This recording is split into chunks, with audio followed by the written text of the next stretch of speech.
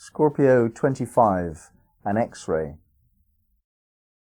Scorpio loves to get beneath the surface of things, and an X-ray does that for us. It serves our medical needs. We have a better understanding of what's going on internally through an X-ray. And so we're given to understand that this process of looking beneath the surface is something to study. We're not really talking about the physical level, we're talking about the psychological level. And what happens when we look below the surface of things on a psychological level is that we see people. We actually see what they're really like.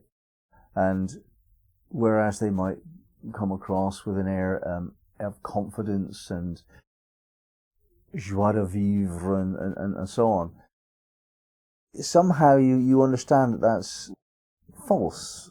That's what they're wanting to present to the world. The truth is that they're lonely and sad. That's one example. Or somebody might seem to be wanting to be seen as calm and collected, and in fact, you can feel bubbling within them. There's this fiery anger or frustration or something. You can feel it in their atmosphere.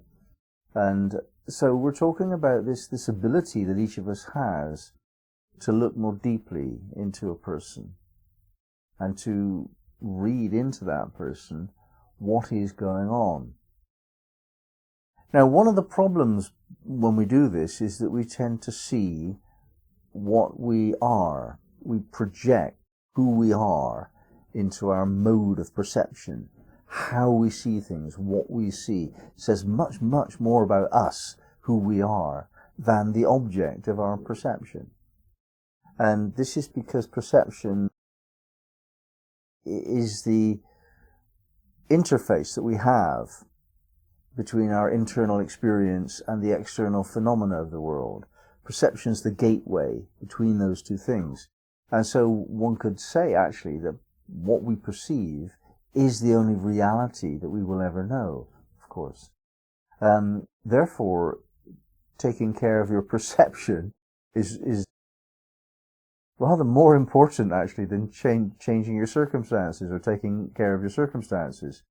How bizarre that sounds. But you think it through, and let's take an example with money. Most people think that more money means that they're going to be richer. That's not true. It's really not true. What makes you richer is needing less money. It's what you need, and the absence of that makes you feel poor. But if you don't need anything, you don't feel poor, you feel rich. The feeling of being rich is that you don't want anything you haven't got. There's nothing you could do with money. If somebody gave you money, you wouldn't spend it because you have what you need. That's rich. And yet, most people that want a lot of money, they actually end up spending a little bit more than the amount they earned. I was an accountant once, and I noticed this, that people who made a lot of money were not richer. It's perception that matters. And what we see is that we can do this to everything. That's just one example, but are we happy? Compared to what? Compared to our past? Compared to some person who's living in a poor country somewhere? Compared to how we imagine we could be? If you compare it to something else, you will find everything changes. Short becomes long, big becomes small when you compare it to something else. Well, that's true of happiness too. That's true of your spiritual station as well. We're always a little bit better than we were, and we're always a little bit better off than someone else. And yet, we're always not quite as developed as someone else, not quite as well off as someone else. So you can look for whichever of those two formulae works for you. And the one that works best is to be as detached from the outcome of your perceptions as possible. So whether or not you're happy should be self-referential. Do you feel it or not? If you don't feel it, oh well, why don't you feel it? Why don't you choose to feel it? Then you're happy. Comparing yourself to somebody else's happiness is nonsense.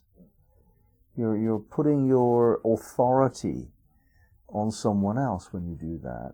You give somebody else authority to tell you what will make you happy. And, what we're told by marketing executives and the media generally is that if we do this, then this will make us happy. It doesn't. If we buy this, we're going to feel good for a moment or two, but then it passes very quickly indeed.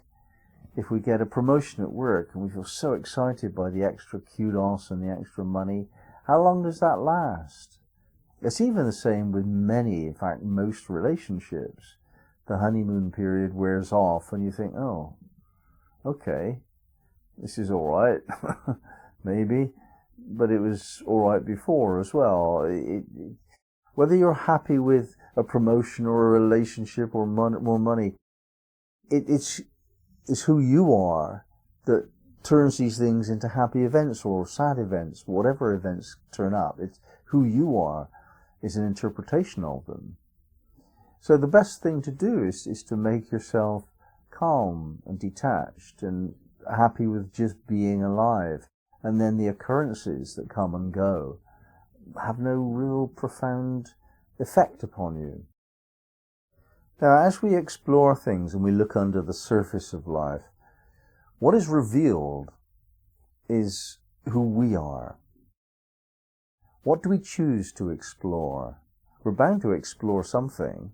We're bound to look where we have not looked before. And what we choose to look into says so much about who we are.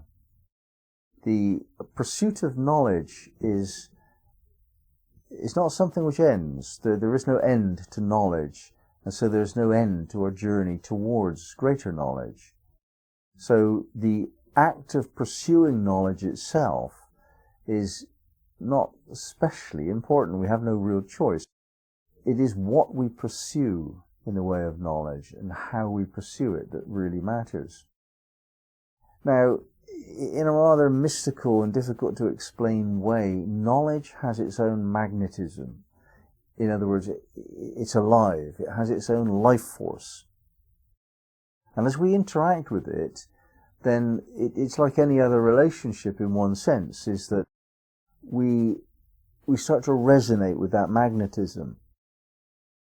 Knowledge can only be known to us if we have the capacity to receive it. If there's no capacity to know something, we can't know it. So the mirror of that which we're seeking to know is already within us. And it exists as an appetite for knowledge. That's how it appears, as in the yin form within ourselves. And that appetite for knowledge has its magnetism too. And so, of course, the appetite for knowledge and knowledge itself are mutually attracted. Knowledge wants to be known, the knower wants to receive the knowledge, and that sets up a magnetism that brings us into the realm of exploration and discovery. And exploration and discovery takes us on journeys out of home and security and stability and self-definition towards strange occurrences and new self-definition. So when we really look below the surface of life, we find opportunity wherever we look for it. And this is true when we meet another person. So instead of actually seeing them as just another person with the same beliefs as everyone else and so on, we could actually look for the differences. What makes this person different from another person? What do they think? What do they feel which is not the norm? And we could explore that. And by exploring that, we'll find an answer to that. And the answer will enact something within us. It will awaken our sameness of being. If you learn what somebody else is like, who they really are, then you learn that about yourself too. So you can expand your sense of broadness and depth of being by meeting more and more people and seeing beneath the surface of them. And when we do this, when we expand our palette of knowingness, we expand our life circumstances too. one is bound to reflect the other. So the more people we get to understand at the level of depth, the more we understand ourselves at the level of depth, and the richer and broader becomes our life experiences. So the route to a greater horizon of life activity is surprisingly by turning within and noticing how we are in response to our deep researches into life.